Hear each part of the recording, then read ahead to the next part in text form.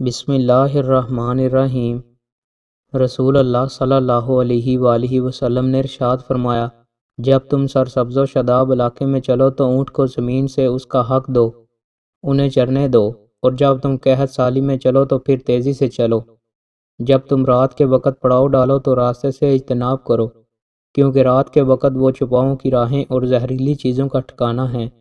اور ایک دوسری روایت میں ہے، جب تم قحط سالی میں سفر کرو تو پھر جب تک ان اونٹوں کا گدا باقی ہے جلدی سے سفر کرو۔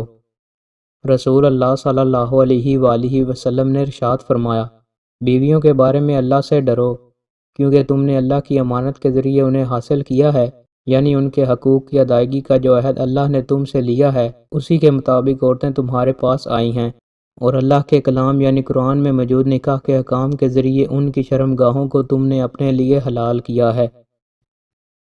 دوستوں، مزید اچھی ویڈیوز کے لیے ہمارے چینل کو سبسکرائب لازمی کریں۔ بہت شکریہ۔